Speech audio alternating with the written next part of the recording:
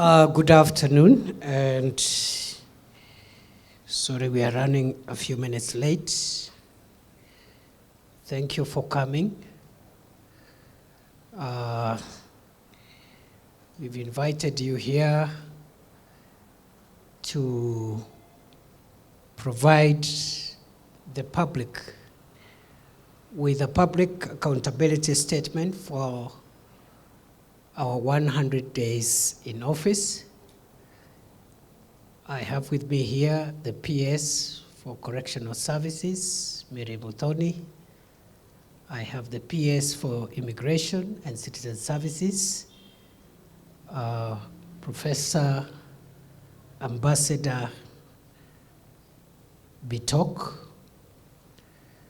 I have the Principal Administrative Secretary for the National Police Service. And I have the apology of the Principal Secretary for Internal Security and National Administration, Raymond Omolo, who has gone together with other government officials to condole with the family of the late Cabinet Secretary, Professor George Magoha. You're most welcome. Fellow Kenyans, in marking 100 days since I assumed office as Cabinet Secretary for Interior and National Administration, I have had the opportunity to reflect on the past and on what has made Kenya so resilient as a nation, while also looking ahead to ponder the future and what can be done to make our homeland a safer, more secure, and better country. In my reflections on the state of our homeland security, I reckon that it has been a challenging but fulfilling 100 days, although remarkably contrasted with my significantly predictable past 2 decades, which I spent in academia, legal practice, and the legislature. I have traversed Kenya in those 100 days to see for myself, to hear for myself from our fellow citizens what they go through every day. I have seen a country in need of service. I have heard from citizens thirsting for the liberty to hustle for their families, free from the fear of criminals. I have held consultative meetings with citizens, leaders, and assorted stakeholders from different parts of the country to discuss the security challenges facing our homeland. To secure every part of Kenya, the government is committed to work with all stakeholders to develop locally generated but nationally implemented security priorities and solutions.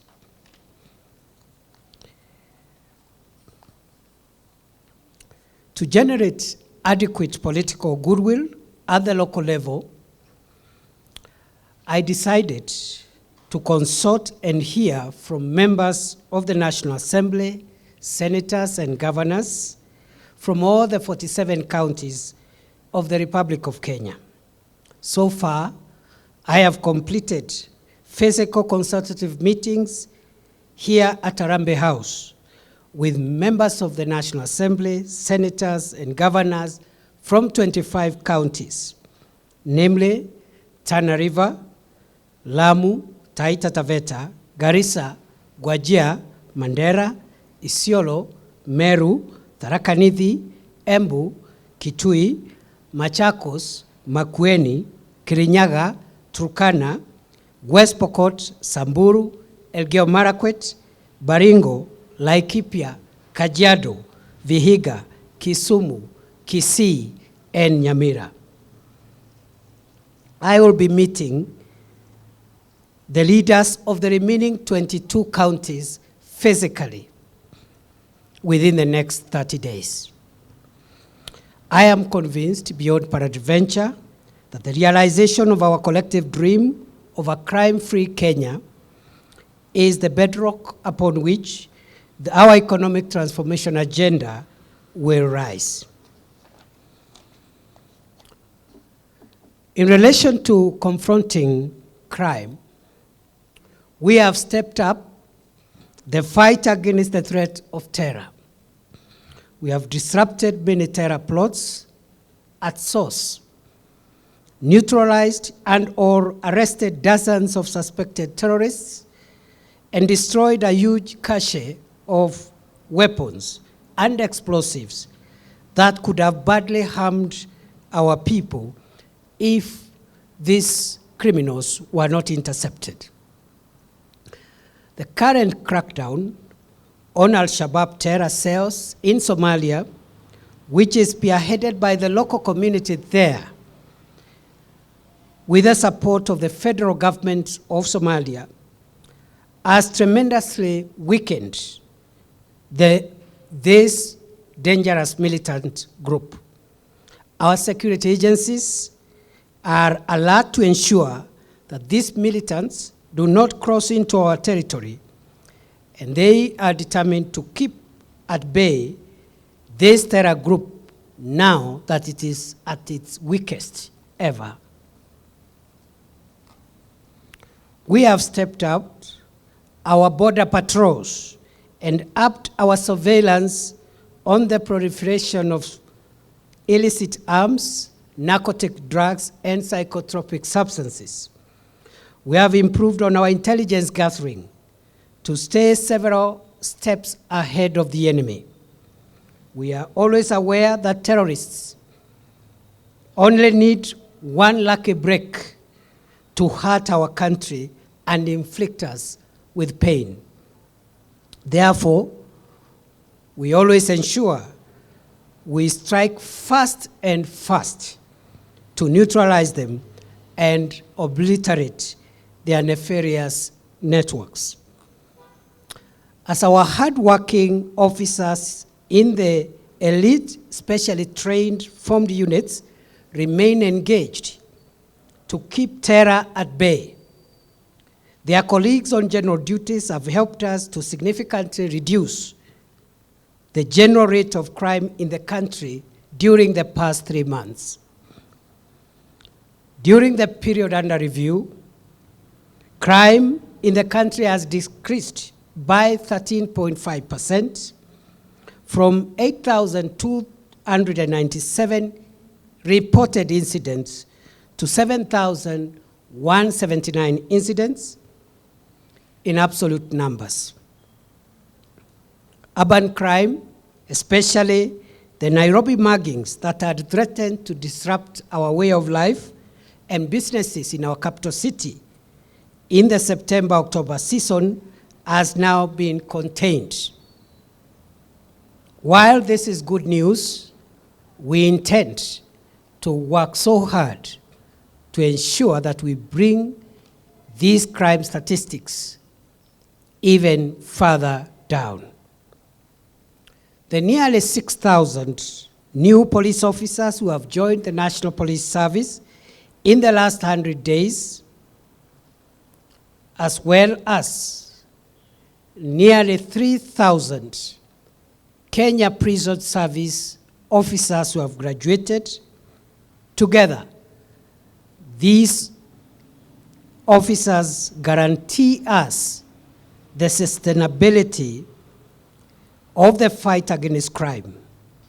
The new officers will be deployed to security hotspots across the country immediately to further buttress the security of our people and their property.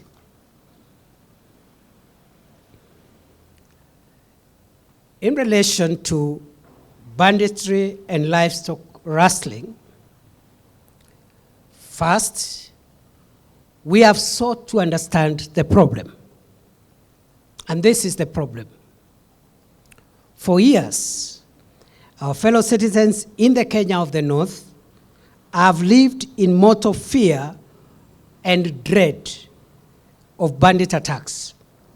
For decades, our people in these areas have been killed, maimed, and dispossessed of their property by murderous gangs of bandits and rustlers. Many victims of this terrible crime against innocent civilians resulted in arming themselves to protect their loved ones and their property.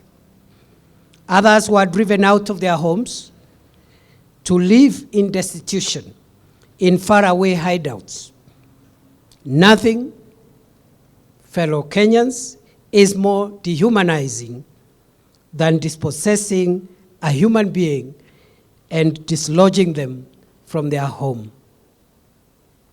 In the past 100 days, I have deeply sought to understand the anatomy, pulse, and lifeline of this decades-old atrocity of banditry and rustling,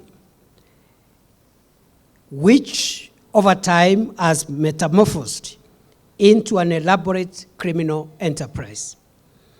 I have come face to face with the unthinkable ruin left behind by cattle rustlers, the orphans, and the widows who have been consigned to utter destitution by these felonry anarchists.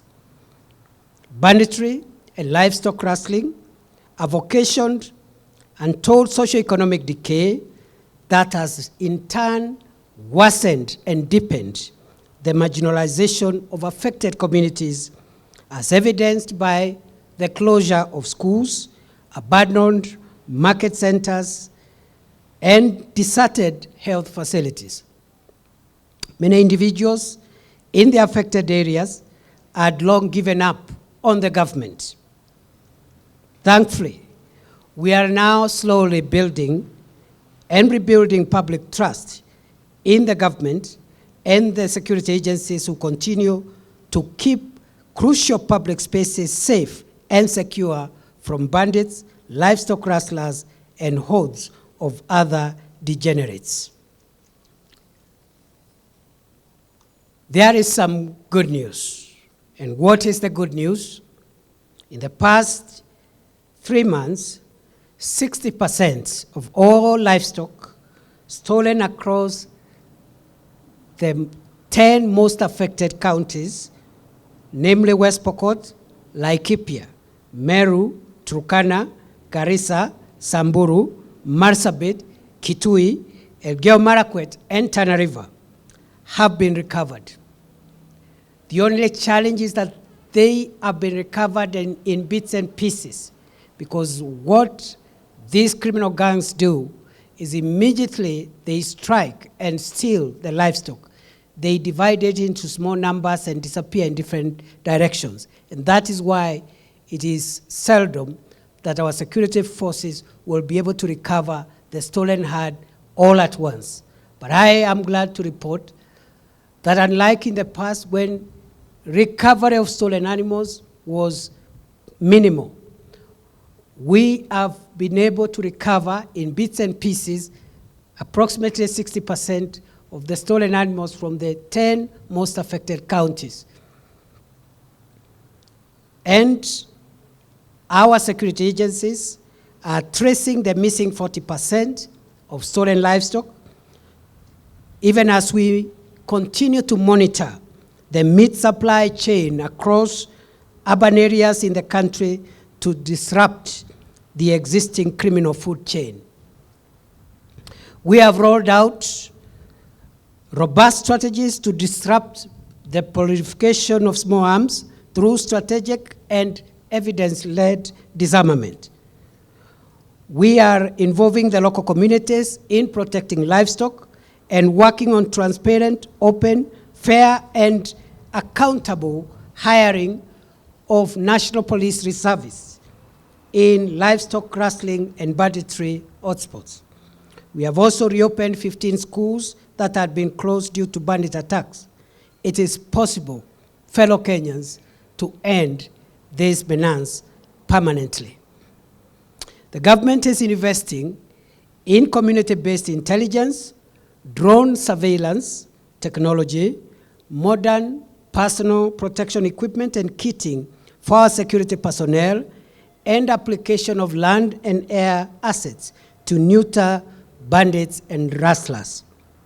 To ensure success of this national endeavor, I have established a high-level counter-banditry land and air team, LAT, complete with a situation room at the ministry headquarters to oversight daily progress in this war.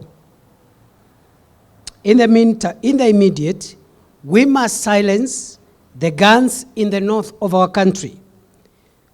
But in the short and long term, the government will roll out a Marshall Plan to open up this area with social and economic infrastructure projects such as water projects, road projects, hospitals, health facilities, and schools as the surest way of correcting historical developmental imbalances in our country. On behalf of a hurting nation, I pledge to oversee the complete and permanent end of banditry and livestock rustling in our country. The die is cast. So far, we have managed in the last 100 days to stir up and disrupt the banditry network. That explains why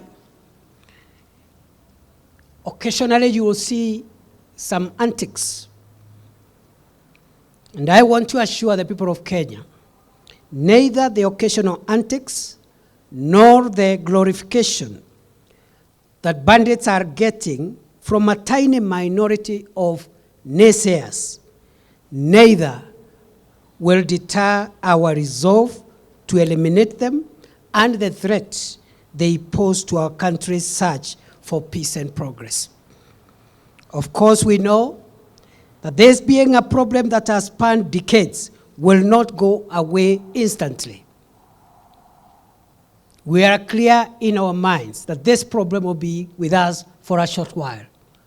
We pray for the patience of the people of Kenya, the support, prayers, and moral solidarity as we dismantle, neutralize, and permanently disable this network of criminals that have caused untold suffering, the shedding of innocent blood, the suffering of populations, the dispossession and anguish in a large part of our country, actually approximately 66% of Kenya's landmass.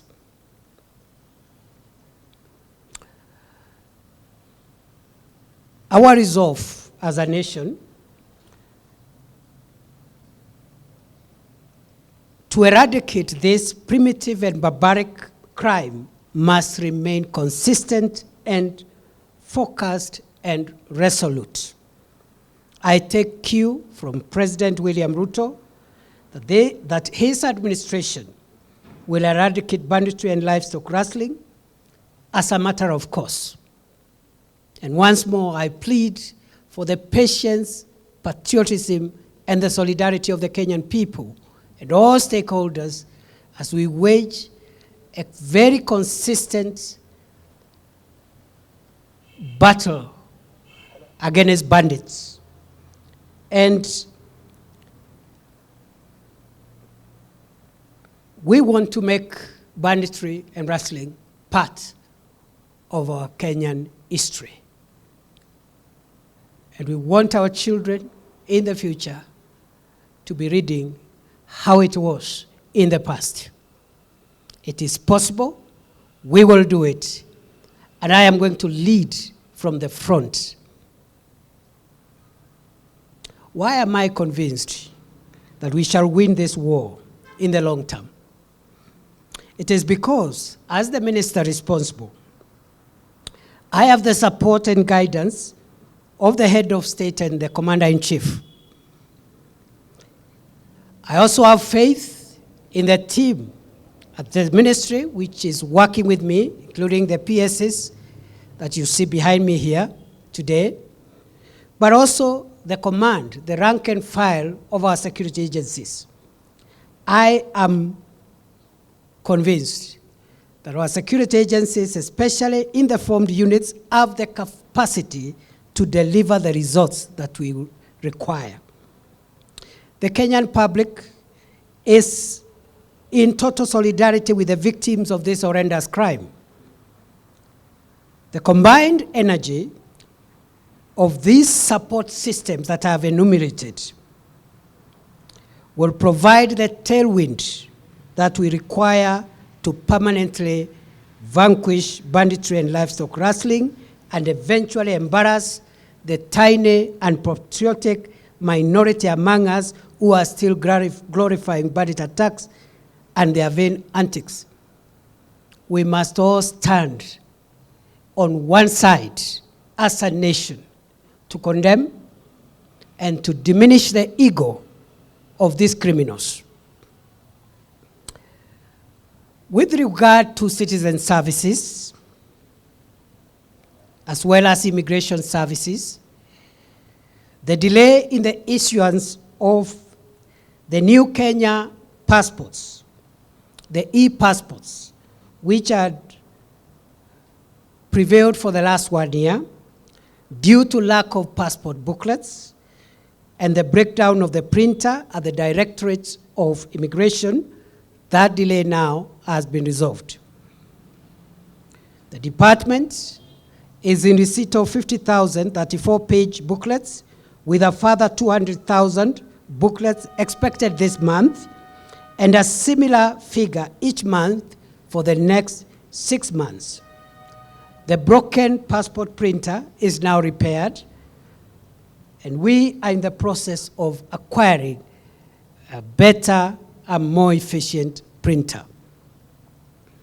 All eligible applicants of the Kenyan passport are hereby advised that passport booklets are now available in sufficient numbers, and processing of passports has been expedited to conform to international standards.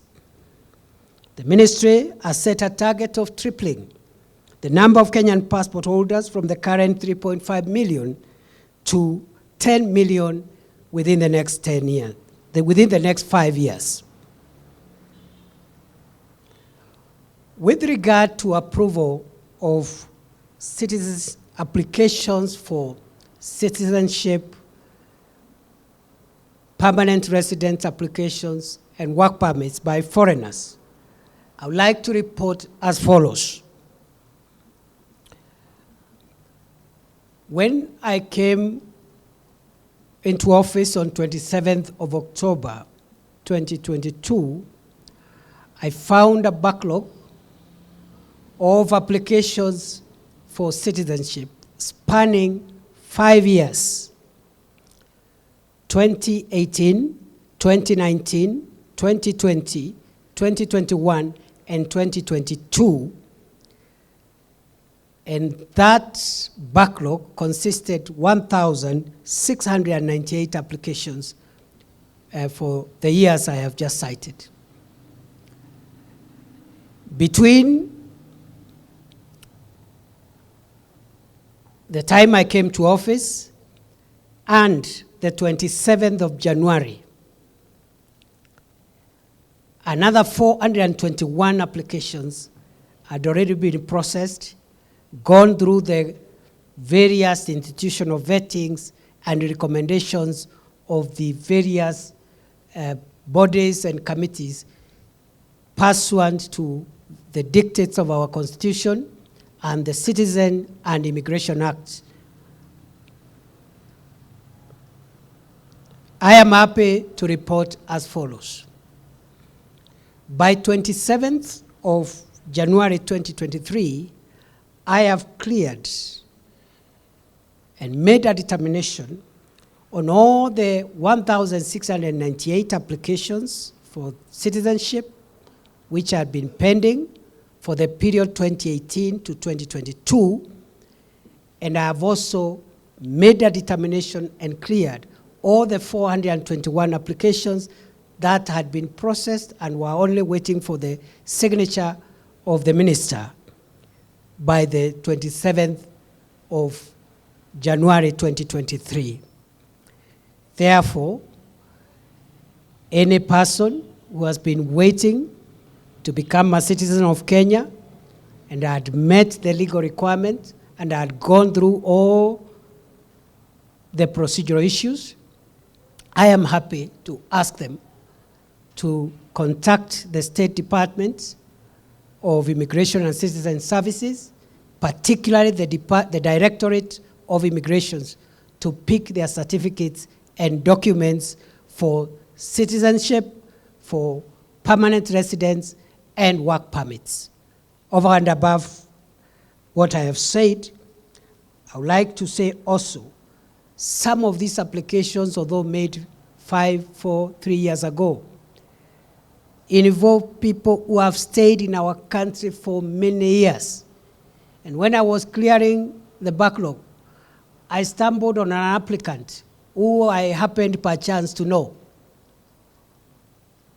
A person from Pakistan called Tamina Kadabai, who has been in Kenya continuously since 1971, has lived in Kenya, and in fact was my high school teacher at Lenana School for 4 years. She's never left the country. She's never been charged with a crime. There is no adverse report against her. She's now approaching 90. And she has been waiting for a determination on her residency status because of her failing health and advanced age. And you know, when we give these statistics, fellow Kenyans, we are talking about real people. We are talking about real people who, some of them have been waiting in agony. And I've just given that example. And I know there are many more deserving cases who have waited for years for no apparent reason. I have also approved 815 applications for citizenship for spouses and dependents of Kenyan citizens. In accordance with our law, there is a procedure in which a spouse or a child, a dependent child of a Kenyan citizen can acquire citizenship, again spanning 5 years. All of them now are cleared. All those spouses and children of Kenyan citizens who have been waiting for this service, that service has been rendered fully and completely. I have also signed 808 applications from Kenyans who had sought to regain the citizenship of Kenya because, as you're aware, under the old constitution, a Kenyan could not be a national of another country. Dual citizenship was not permitted. But after the constitution came into effect in 2010, it was made possible for someone who had lost Kenyan citizenship by denouncing the Kenyan citizenship and taking up the citizenship of another country under the old constitution. They have an opportunity under the current constitution to apply for regaining Kenyan citizenship. And again, these are Kenyans. These are people of Kenya. They are just saying, because the law never permitted before, now that the law permits, we would want to enjoy the citizenship of where we live, but also regain the citizenship of our country of birth. All 808 applications have also been determined and processed. And I want to ask them, their relatives, to go and pick their citizenship certificates and enjoy the liberties of the new constitution for dual citizenship.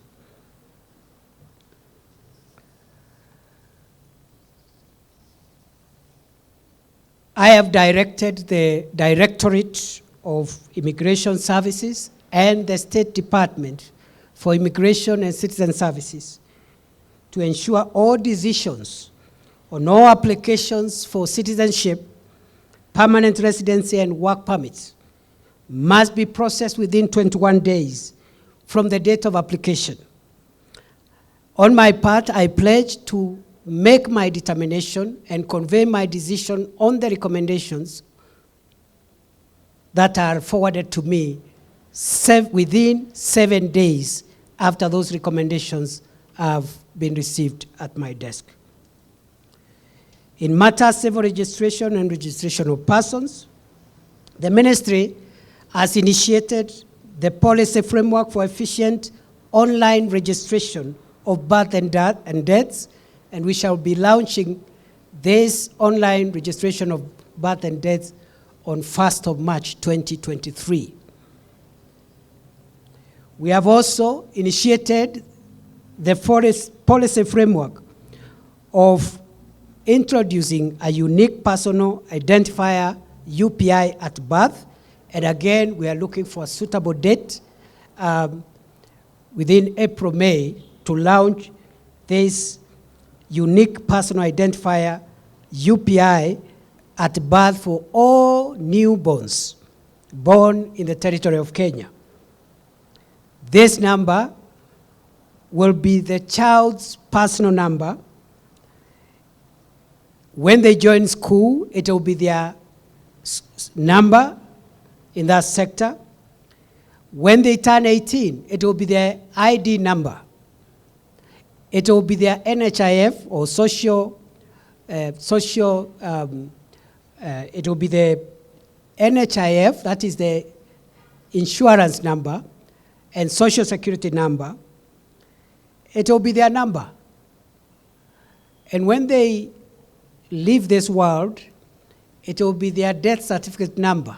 And that UPI will only expire at the expiry at death by the holder of that number.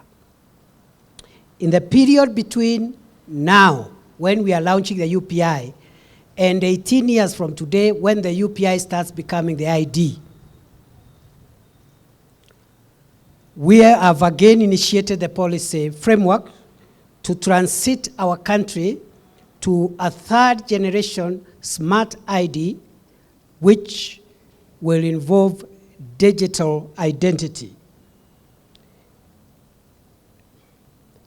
In a nutshell, in conclusion, ladies and gentlemen, these are what we consider in the Ministry of Interior and National Administration as our 10 achievements in 100 days. One, we were able to develop a very elaborate terms of reference, which were gazetted to support the work of the task force that is now working on terms and conditions of service and other reforms in the National Police Service and the Kenya Prison Service. The terms of reference, elaborately drafted, conceived to make sure that we don't leave any room of the reforms that we require in the National Police Service and the Kenya Prison Service. That task force was gazetted by His Excellency the President on 21st of December 2022. Its work is ongoing. Number two, we have been able to open the Police Leadership Academy, and we are now generating the curricula, working together with the command, the National Police Service, to ensure that we are able to introduce a doctrine, a new, better, modern policing doctrine, especially for those officers who are in command and leadership, as a way of generating a paradigm shift of our policing in conformity with the dictates of the new constitution and the complexity of modern day crime. We want the National Police Service and the Kenya Prison Service to be professional services where an officer can join the service and grow up the ranks without having to know someone, without having to corrupt anybody. And what determines their level of responsibility is their ability to be able to carry out their work well and of course, to achieve the targets which are put by their superiors. So that we don't have an endless an endless or an indeterminate way of promotions and career progression. So the Police Leadership Academy, which sits on 100 acres in Gong, that academy will be used to inculcate command doctrines for our rejuvenated National Police Service, so that from there we can grow new, more dynamic, younger commanders who are conversant with modern day policing complexities. Number 3, we have managed to accelerate the construction of the National Police Hospital at Mbagathi. Still not complete, but we've made some good progress. The Kenya Prisons Hospital in Roiro, very good progress, almost complete.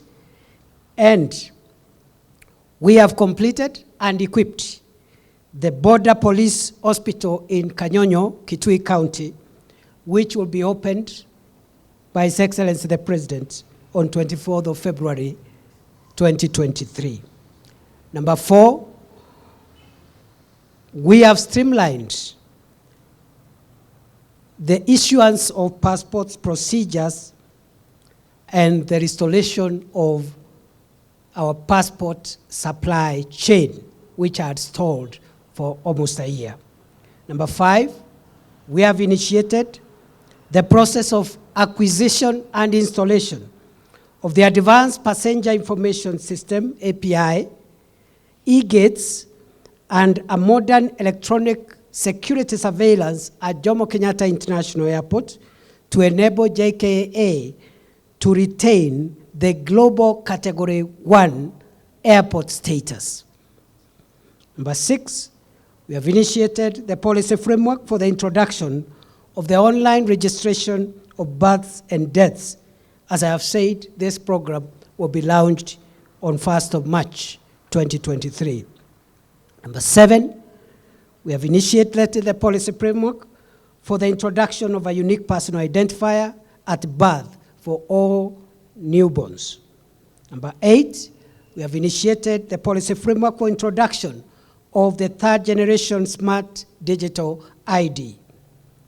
Number 9, we have been able to clear a backlog of 5 years, 2018 to 2022, on the determinations of applications for citizenship, permanent residency, work permits, and we have also cleared the 2023 applications. My desk is free and empty. Finally, number 10, we have managed to reduce the overall rate of crime in the country, including sustaining our effort to keep terrorists at bay, stirring up and disrupting the banditry network, which we want to sustain in the coming months, and also reducing the overall crime statistics in our country and the containment of the surge in crime in Nairobi, which had threatened to disrupt life and businesses in this city in the August-October peak. This is our public accountability statement as we mark 100 days in office. Going forward, we intend to make regular public accountability statements of progress made every 3 months, consistent with the Kenya Kwanza administration policy of an open government. We have nothing to hide, but we may not have time to be talking all the time. So that balance we will strike by making sure every 3 months at least we can report progress. The other time, please let us meet in the field. Let us meet in the various spaces from which we operate.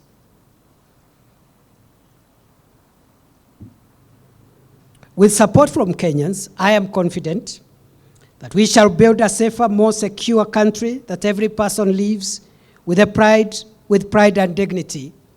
A country that can attract local and foreign investment for the realization of the bottom-up transformation agenda, BETA, better, as espoused in the Kenya Kwanza plan. I thank you. God bless Kenya, our country. God bless Kenya, our homeland. Thank you, ladies and gentlemen.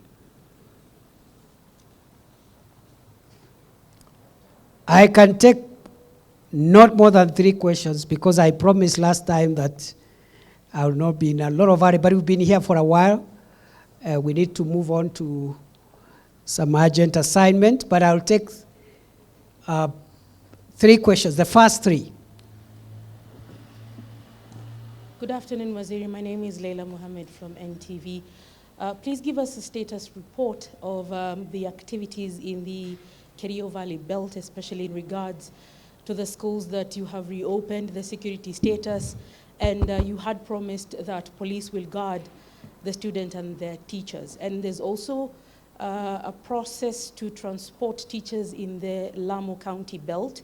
Other than just transporting them, how are you securing the schools and the teachers as well? We are doing our best to make sure that the schools that were reopened are never shut again.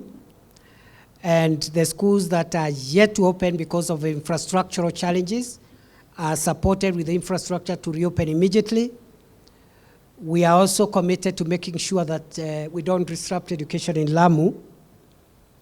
As for the Kerio Valley progress, I'll be spending 3 days there physically starting tomorrow. Just send your reporters. We'll give them updates on what is happening there.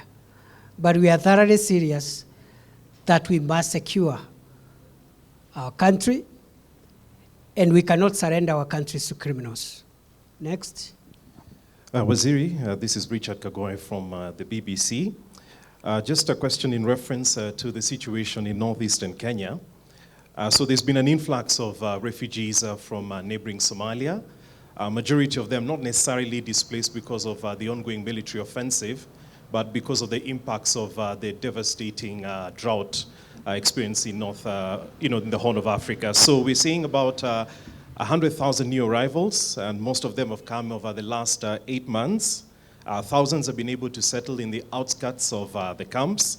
And the government gazetted the reopening of 2 camps, that's Ifo 2 and Cambios in Jarajila.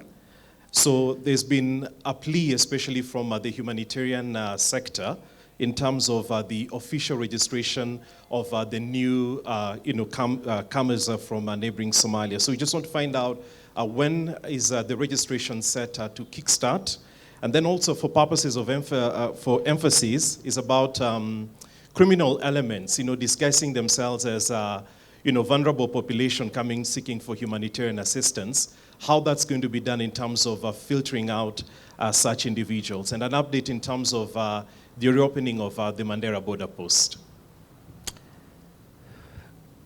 Thank you. The onslaught against Al-Shabaab in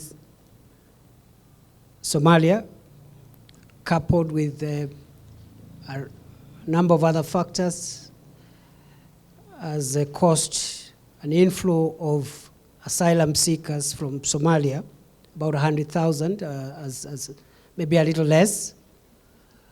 We are going to start the screening and the status determination procedures in the next 1 month, in accordance with the law of our country and the United Nations Convention on the Status of Refugees of 1951, which Kenya is a state party to, and which is part of the law of Kenya by operation of Article 2.5 of the Constitution. We will start in a month. The issue of the Mandera border is work in progress. As I said, we intend to consider reopening shortly, subject to a number of things which I cannot pronounce in this space. Thank you. Last one. My name is Chemutai going from Citizen TV, and I have one question. You have rightfully stated in your statement that in the meetings you've held with leaders, you've had sessions with political leaders from the counties, different counties, to know the challenges they are going through. And you've stated that you will be going to the Kerio Valley region in the next 3 days. Some of the issues relating to banditry and rustling have been attributed to politicians, and some have actually been fingered as being responsible for some of those atrocities. Maybe as you begin that journey, is it also one area of focus that you will be looking at as you try to sort out the issue? Thank you very much. It is true, our continued engagement with political leaders is because we believe in generating solutions from the grassroots and then implement them from the national platform. But they are not the only ones we are consulting with. They are just part of the stakeholders. They are elected by the people. They have a mandate to represent the people. You cannot ignore them. You have to listen to them. And many of them have wonderful suggestions on how we can deal with the problems at hand. But we are also consulting communities, elders, civil society, and everyone, professionals, anybody who can give us ideas from the local level, ideas generated at the local level but implemented nationally. That is our policy. It is also true that some of the politicians could be implicated in our assessment. In line with the policy directive of this administration, we have completely depoliticized the security sector, and we are not available to discuss, engage, or support partisan politics. You've heard the president himself say that he doesn't want the support of security agencies to do politics, and he has enough supporters and leaders elected on his party who will help him transact his politics. Therefore, if any leader of whatever political formation is implicated in hurting our country, for political reasons or commercial reasons or whatever reasons, I have made it clear in my consultations with them that we will be ruthless with them. We will deal with them without mercy, whether they are opposition politicians, whether they are government politicians, because it is not the political objectives of any political party to murder other people and steal their cattle. I don't think there is a single political party with a manifesto which includes murdering fellow citizens, stealing their livestock, and disrupting socio-economic activity. We'll be extremely ruthless, heartless, you can name it. We will not entertain politics of any kind whatsoever. I have made it clear, because they all come, every county, the governor comes, the senator, the members of National Assembly. Many of them are elected on opposition politics, on opposition tickets, but it's none of my business from where I stand. My business is to hear from them what they think we can do to make our country safer, period. As to their politics, they can go and do elsewhere. Some of them are even doing demonstrations all over. I have no business with those who are doing demonstrations. Actually, I don't care. On one condition, that they keep law and order. The day they would try to break the law, the day they will try to breach peace, to incite public disorder, that is the day the full weight of the Ministry of Interior will come on them. They can do rallies, they can do even picketing, they can demonstrate, so long as far as they don't disrupt businesses, they don't force people who are not aligned to them to listen to them by force, they don't insult or incite public disorder, the rest they can do their politics. They can talk about this or that. That's not my business. There is a political space where other people, either from government side or the other side, can engage.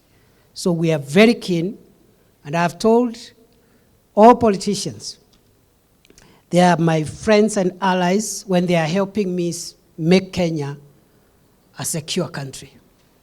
The moment they pose a threat to that aspiration, they are my clients in another sense. I thank you and wish you well. Asante sana, Mungu awabariki. Imefika 3 ya mwisho. Haya. Yes.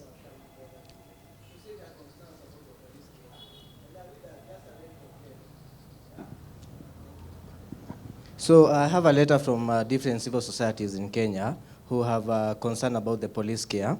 And I'll read a section of their letter where they say that in the last 2 years, the Kenya Police Service has made strides improving police service delivery, services of sexual violence, including through the establishment of the police care system. Indeed, a policy and a strategy that on the same was developed. Unfortunately, police care is yet to be fully implemented so that the survivors can access the valuable services that the unit purports to provide. Can you please answer to these unfortunate allegations that the police care do not lead to fully implement the services for the sexual-based violence? But I thought you started by saying the police has made some good progress. Isn't it? Yeah. I know there is a however, but I thought you started by saying good progress has been made. Yeah, but they have not implemented the valuable services to enable. Just shows if good progress has been made, that is the next step. Okay. Progress is good. Okay. I'll be worried if we are talking about regression. Asante sana, Mungu awabariki. Have a good afternoon. Asante.